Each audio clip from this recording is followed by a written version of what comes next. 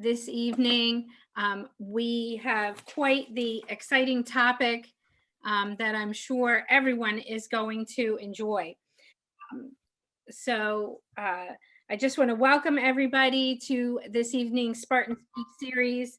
My name is Sue Ann Robbins, and I'll be your host tonight. I am the Director of Graduate and Transfer Admission here at YCP, but I also like to let everybody know that my other claim to fame is as the parent of Danny Robbins, who is a 2016 YCP alum in the Recreation Leadership Department. So some of you who have attended some of our previous Spartan Speaks may have seen Danny. She is also helping us with hosting responsibilities for Spartan Speaks. But I also like to let everybody know that I was a parent first before I started working here at York. So my role tonight is fairly simple. I'll provide you with some reminders, talk with you about the Q&A section, wrap us up at the end. And so if you have anything that you need to ask, you can always put it in the chat feature. We will have a Q&A at the end when Dr. Chen is finished speaking. And again, you can put any questions that you have in the chat and I will monitor that, or you can always use the Zoom raise your hand feature. We would love to see all of your faces. We would love to hear your voices. But again, we do understand if you'd rather use the chat feature, that's fine with us as well. Just another suggestion, if you toggle to speaker view instead of gallery view for your best viewing experience, and hope that when I was sharing my screen, that you did see the upcoming episodes of Spartan Speaks. I will, at the end, share that screen with you again so you can see some of the other upcoming events. The topics are fantastic, and we hope that you will join us for future Spartan Speaks. So now I'm happy to introduce tonight's topic, which is NFL football, fantasy, the draft, and the games. It's all about the numbers. And I've been looking forward to this one for 2 weeks now, because even though I don't look like I fit the demographic, I love football and I have even played fantasy football. So I'm really excited to hear Dr. Chen. So I'm going to turn this over to Dr. Wei Chen, who is one of our assistant professors of accounting, finance, and business analytics. So take it away, Wei. Okay, hello everyone. Welcome to my Spartan talk tonight. It's a really exciting time for me, and also I want to thank opportunity to give me, this a great opportunity. Let me introduce what is data analytics application in sports. I feel excited. So let me share my screen and let me see over here. Okay, let me see. I don't know, does everyone can see my screen right now? All right. I appreciate Sue already introduced me very briefly, but I still want to take 1 minute, just 1 minute, introduce myself a little bit more. My name is Wei Chen. I'm assistant professor in Graham School of Business, York College of Pennsylvania. I have my PhD degree from University of Pittsburgh. So now you know why I like football, because I graduated from Pittsburgh, right? I love Steelers. I already worked for your college for 6 years. Primarily, I teaching business analytics, business stat, business intelligence, data visualization, and big data classes in college. And my research will be the data. My research is primarily in the data analytics in operation, marketing, sports, healthcare, and so on. So I leave my personal email and also my office phone number all there, just in case if you have any question about this major, feel free to reach out to me. All right. Okay, so as soon talk about the today, our topic is NFL football fantasy, the draft and the games. It's all about numbers. So the purpose for this topic, for this talk, we really want to address just one question, right? We don't want to like address like money question, just address one question: what exactly is the business data analytics, and specifically this application in sports. So we start from our fantasy football. Well, I don't know like how many of you actually played the fantasy football before. If you would like to, I know the Zoom like this. Anybody else would like to, I mean, have like that experience?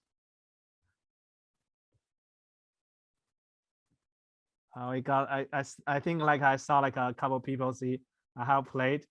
All right, so I don't know like whether you'll be able to talk, open your mic, Lee, would you mind to share your personal experience with us? How actually you play the fantasy football? Where did you play? Is that be okay for you to talk? Owen, stop it! Don't, Owen. I don't want. Hey, so Owen, come back here. This is my son, and he's a little camera shy to talk about it. But Owen, come on. That's all right. And Lee's my You like husband. football? He's alumni. Yeah. So, what did you want to know about his experience playing fantasy football? Yeah, where did he play the fantasy football? Through Yahoo. Through Yahoo. Okay. Yep. All right. All right. So great. Thank you very much. Thank you very much. Okay. Don't be shy. Don't be shy. Okay. So the fantasy football, just in case you like somebody don't know what his fantasy football is, the fantasy football that is we're gonna use the real NFL environment to form our own team. That's what we call the fantasy teams. You can actually draft the player from the different teams, and then you're gonna watch the player on weekly basis to see how actually they play. If your player select the player you select perform better, you probably will get like a higher points, and eventually when you accumulate all the points, so you're gonna see in your group who has highest points and who has a second high on the points. So it's kind of like a competition on this, right? So that is the fantasy football. And when we talk about the fantasy football, and as usual, there are two decisions we have to make. The two decisions we have to make. One is we call when you form your team. You need to think about who you want to draft into your roster, right? So just for example, if I'm together with my team, my entire group, I'm on the time clock, it's my turn to draft a player. I found the quarterback, I still see the Tom Brady, Russell Wilson, Lamar Jackson still available for the drafting. Who should I draft? I need to think about this. Who actually potential give me like more points?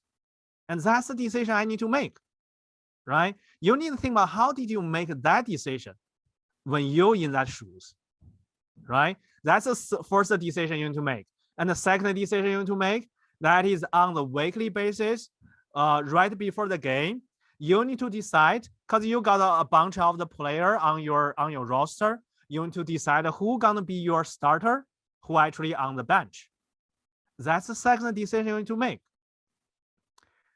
right? So just in terms of my personal experience, I usually will look at when I draft the player to form my team, I will look at the entire past season, the player performance, entire past season. When I play on the weekly basis, the fantasy football, I will look at last 2 or 3 weeks to see how player they play. So as you can see, for this two decisions, you actually look at the two different time span data. One is entire season. One is just past 2 or 3 weeks, right? And I believe if you have experience to play the fantasy football, usually you go to, for example, you see the PFF, the website. or ESPN website or Yahoo website. Oh, oops, let me see. Right. So the different websites, they may give you the different recommendation, right? So they form like entire, this is the player on our records to score the most points in last 2 weeks, in last 3 weeks. And then this, they call the cheat sheet for your reference. Now you can actually form your own idea. Who gonna be your starter? Who actually will be you're gonna bench the player as a backup, right? So that is fantasy football projection. And have you thought about, if you look at the different websites, the PFF that have own fantasy football system, and the ESPN has ESPN fantasy football system. So the different website, they may have a different points. So how could that happen?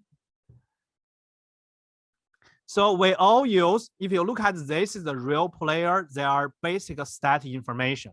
For example, Deshaun Watson, his passing yard for 2020 season is 48-23. He got like a 33 touchdown and 7 interception. And look at this number, those numbers, they never change. Regardless, you go to any website, right? ESPN, NFL.com, or PFF, those basic stat information, they never change. But if you look at like a different websites, their fantasy system, they have a different score system. They have a different point system as well, right? So that's brings one question. We start from the very basic player stat. And this information are fixed. They never change. And then we want to come up with our decision to form our own fantasy system. And how could this translate from the fixed number into the different system? And there's something in the middle in here. And we call the box. I just give the call the box, or we call the model or formulation, right? So the model and the formulation is more like how I view the quarterback this position, how I view the running back this position, right? So I may assign the different weight on each factor. If we consider the passing yards as one factor, and we consider the number of the times as one factor, and we consider the number of the touchdown as one factor, right? So if the different website has a different weight on the different factor, and their formulation and the model will be different. And that's why the entire fantasy points and the system, you see the different website and different, the place they show the different evaluation system. A little bit like more abstract in here. So you see over here, when we have all the fixed data information, we actually put one container. You think about the one container, just like this one, right? And we're going to assign each factor, the passing yard, the touchdown number, intersection number on the different weight. And eventually we output one measurement we call the quarterback rating or fantasy points. And you know what? The entire process on this is called analytics. And the entire process we analyze those information in a different way is analytics. Okay, I hope this makes sense for you. So I can give you another idea. We use exactly the same data. We talk about like this data, right? The Patrick Mahomes, he has 47-40 passing yards. This number is going to be fixed for anywhere, right? But I'm not sure like when we do these video games, have you heard about like EA Sports? They have one video game they call Madden. And also if you have like an iPad or smartphone, they have another game on the apps they call Madden Mobile. It basically has the same system, right? So this video game that is for individual player, they try to play this game. They're gonna form their team as well, and they need to purchase their packs from the EA Sports. And each pack, the EA Sports usually will generate some card. And this card will give you some like player evaluation. So for example, and this is a very typical card from EA. They call the player pack. This is a Russell Wilson. His pack. It got like 87 for quarterback rating, right? And if you see this number right here, we have a speed. Russell Wilson got 87 versus Tom Brady, that is 56. And the awareness, throwing power, and so on. All the different category, their statistics. Okay, so those statistics, we can directly compare and make our decision. For example, if I want my quarterback is more mobile, and I prefer to choose Russell Wilson. If I just want to take the safe bet, I probably want to take the Tom Brady, right? So for those stat information, like a speed, awareness, throwing power, and so on, for all about this, where those number come from? Those number actually also from the player stat information, right? It's also from this information, right? And also they try to do some like a little more statistics, try to see for example, they can actually to do like the completion percentage in the long distance throwing. So they can actually give the long distance throwing capability. That's a statistics. So I just want you to know, for all this card stat information, they are actually from the real player, the fixed numbers. They just build the different model, use a different formulation, and to deliver the different stat. Okay, and also we have a lot of like a real application in NFL for all this stat information. The number one is the way you can actually take a look at the AWS next gen stat. When we watch like a weekend of football games, we heard about like AWS, the next gen stat, right? So let me just show you the one quick video to see what is the next gen stat right here. Let me share my sound.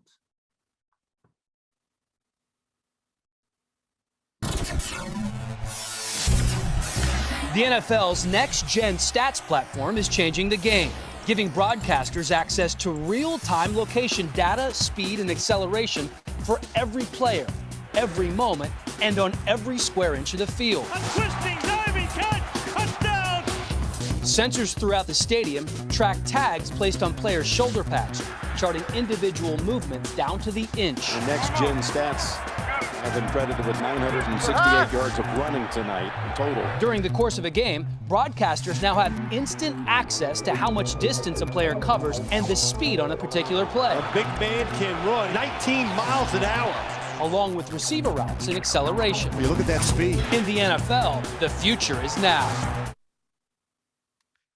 All right, so that is what we call the AWS next gen stat. So as you can see, the next gen stats provides the real-time information to the team and to the the TV provider. On the TV, you can really see the stat information in the real time. So for example, if you see or sound like a scenario, if the one team decide to go the 4th and down, right? And then we can quickly calculate what is the probability they can be success. And also if you put your kicker on the field, and then we can quickly understand this kicker, how likely this kicker gonna make success on that kick. That we call the AWS next gen stat. They can provide the real data information to our TV provider to show the audience, and also they actually consistent the team to make the real-time decision. There are sometimes like when the coaches they talk about why they go the 4th and down, we saw like a big risk, and then they call from the analytical perspective, they have like a 40% winning success, or they may have a 60% winning success. So it's a coach decision in terms of like what's the threshold they want to make the fourth and down. That's kind of risk decision. That's the real game AWS next gen. You'll see that's analytics come into play. And in the general like NFL business, like the salary cap, now it's a season about like a free agent season. The salary cap, we all know that each NFL organization will only have a limited budget. So it's not like we have unlimited money to give the player to give their big contract. We have to make the hard decision who we want to keep and who we have to release, because that's only limited budget in here, right? How you can make that decision? Or when you have like you want to sign some like a free agent, you need to decide how much money the general manager need to decide how much money they need to pay that player. So in general, the general manager will look at that player general stat information. They're going to match who has a similar stat information in the market and how much they actually got to pay. And then they pay the same category to that player for that free agent. And that is a free agent signing in terms of the salary cap. They need to figure out whether or not they can afford. That is a really expensive, the player, right? So I saw like one comment. I really hope the Raven can sign a cheaper wide receiver so we can still have some money in here. I have watched the Raven games for years, so I think their front office is really good, efficient. They have my trust. So that is for salary cap. Another application based on the data, that is the real NFL draft. So now we are in the middle of the March, right? We're heading into the later April, the NFL draft. So you need to think about the entire process of the NFL draft. We have all this potential player. They are waiting in the line and to be able to evaluate and to be able to draft, right? So you think about this when the scouting team to observe any potential or prospects, right? So we give the evaluation, and this kind of the person so should belong to first round pick, and this kind of person should belong to second round pick, and this kind of person should belong to seven round pick. How could they make that decision for the scouting team? You think about this. They actually use all the data information. They collect their game stat information as well as their combine and pro day information as well. So when they combine all this information together, they form their own formula. You'll see here it come into the play. The different scouting team, right? The Raven has the Raven formula, Eagle has the Eagle formula, and the Cowboys has the Cowboys formula. So they're gonna evaluate the player in a different way. And that's the reason you'll see when the player on the draft day, they may have the different, sometimes we see the surprise, right? We never expect this player can be that high, but they actually can draft in the first round or even second round, something like that, right? So the NFL draft is another great place to actually use the data. The data analytics actually can help the general manager to make the decision who's gonna be drafted in which round. Okay, so I hope like this, all about this makes sense for you. This actually is the example to see the data analytics come into play in sports. But I want to take a few more minutes to introduce like a more I have one more slide. As you can see, we have a professional athletes stat information. And when we do the data analytics, we form the different model. Actually, we can have the different application. We can have a fantasy application. We can have our video game application to generate the different cards to sell to our customer. And we can help our front office to make a salary cap free agent signing. And also, of course, we can provide the information to real time to the coaches, to the TV audience, right? So that's different model, has a different application. But now I want to take a little bit more step. Data analytics is not only applied to sports, right? It can have many applications. So for example, digital marketing, right? I mean, we are still in the pandemic time. So we see the local grocery store actually provide our everyday needs. They provide our food, provide our drink. But have you thought about why in the market, they value the Facebook or Twitter, those social media company much higher than our, let's see, our local grocery store? Have you thought about this? Why social media can, can have so much value compared with our local grocery store? And because, the Facebook or Twitter, they never sell any like a toilet paper, food, or something like that, right? But why is it value so much? It's because they have a huge population. They try to put their personal information on those social media platforms.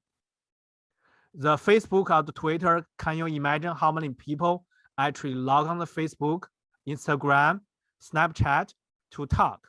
And when we talk about the data, I want you to have some idea. Data is not only about the numbers, it's about the information. We have text information, we could have our voice information, we can have our graph information, and we can have our video information. Have you think about that? Have you thought about like that?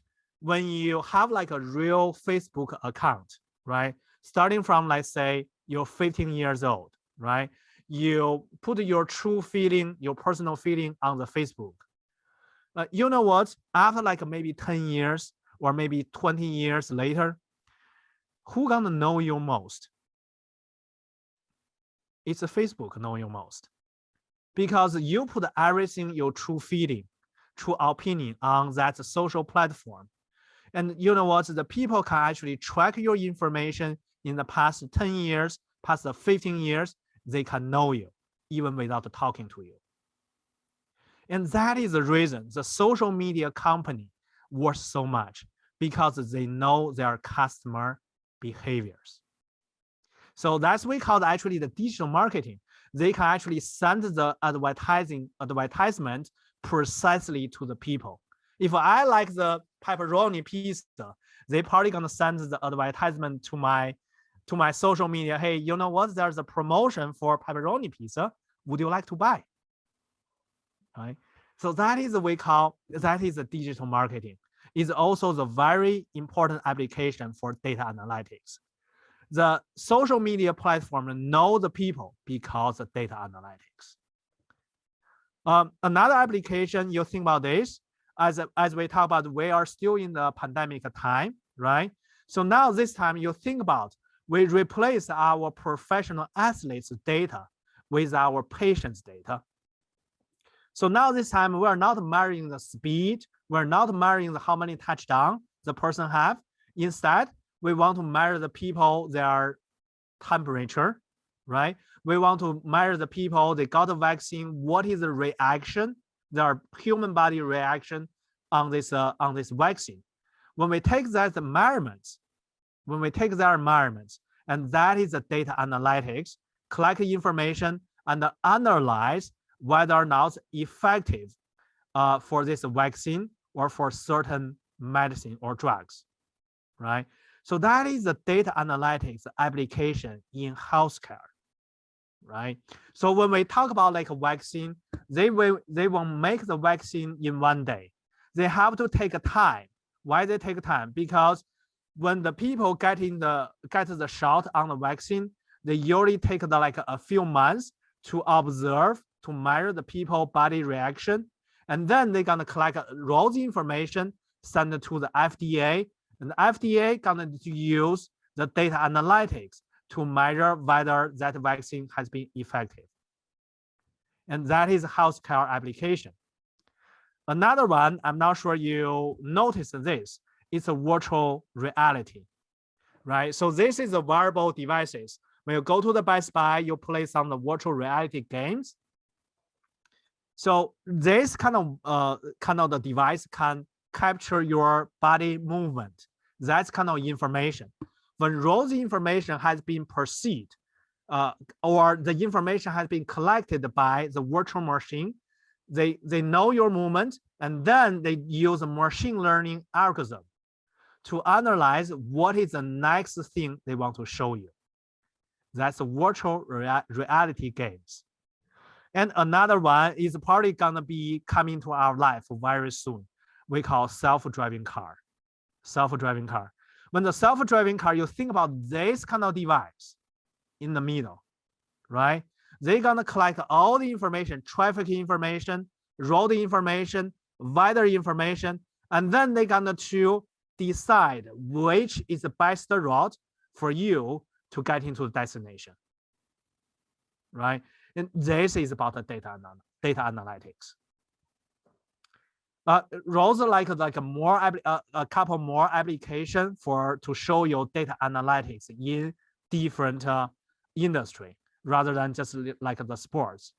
And also, I want to take a few minutes to talk about what exactly your college offering.